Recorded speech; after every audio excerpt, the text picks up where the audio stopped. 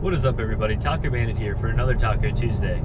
So I know with the 2017 tacos out and just a few left of the 2016s on dealer lots, that a lot of y'all will be in the buying process. These trucks have been out for right around a year now, and you know, most of the bugs are kind of worked out, and I think from this point moving forward, a lot more people will be buying these Tacomas.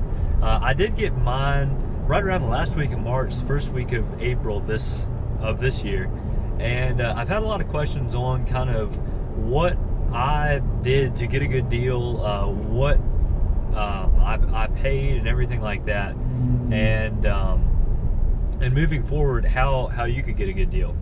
Well, as I've mentioned in the past video, the changes for 2017 are pretty slim. You do have the option to go with the TRD Pro, but just for your standard TRD models, your SR and your SR5, there's really not a huge difference. Really the only difference worth noting is the power rear window, but you know, with an access cab especially, it's really livable. As Chad and I mentioned in the last video, it is still within reach. It's very possible to turn around there and open it up, maybe at a stoplight or something like that. And honestly, I don't find it to be too big of a deal. One thing I learned when I was looking at my truck back a few months ago is you don't really order these trucks per se. Toyota's going to build all of these trucks whether you buy them or someone else buys them. And by streamlining some of the options and that sort of thing, they really cut down on some of the variety. So when you order a truck per se, really what they're doing is just reserving your truck for you.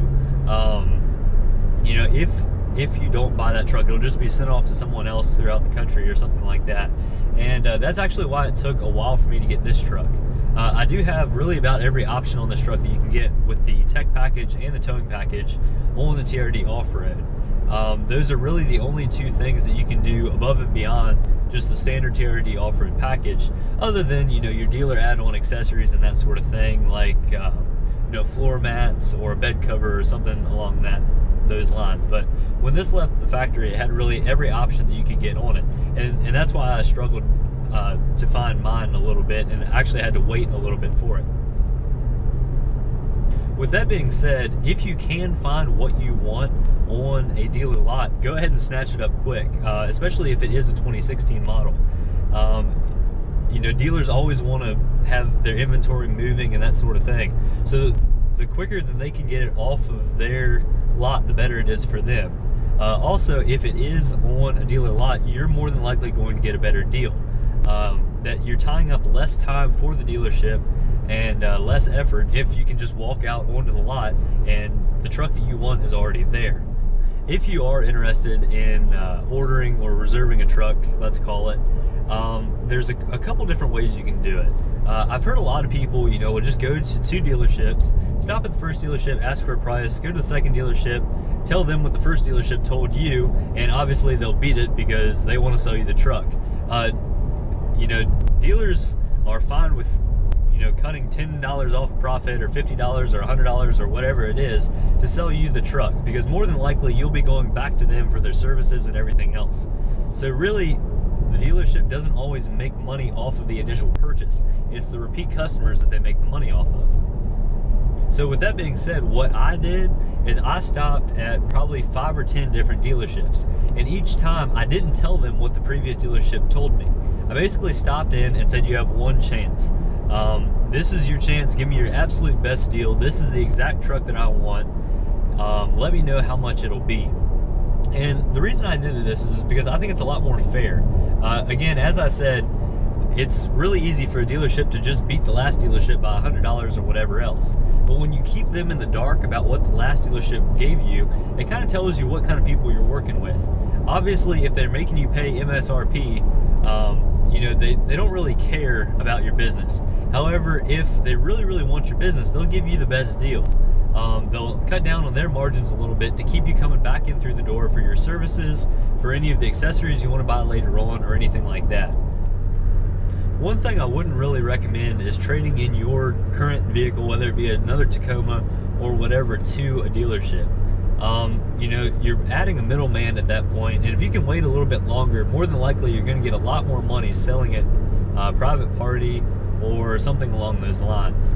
That's what I ended up doing, and I got way considerably more for my truck selling at private party, especially because my truck was modified. Not all dealers recognize that modified vehicles are cool. I think more than likely you're going to have to sell at private party to get anywhere close to the amount of money out of your modifications that you may want.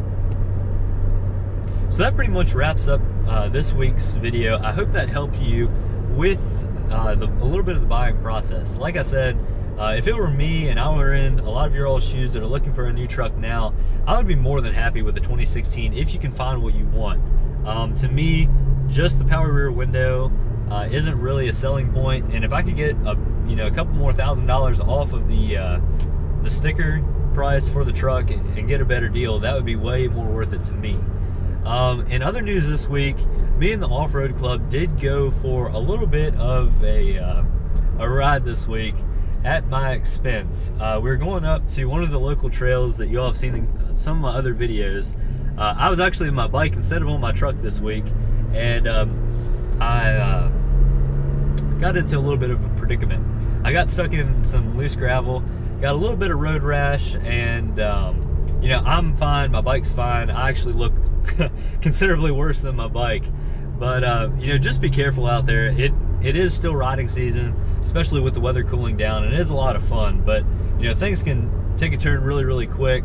Luckily I'm okay, my bike's okay, and we can have a good laugh about it now, but it was a little bit of an experience at the time. So thank you all again for tuning in for another Taco Tuesday. Have a fantastic week, everybody, and we'll catch you next time.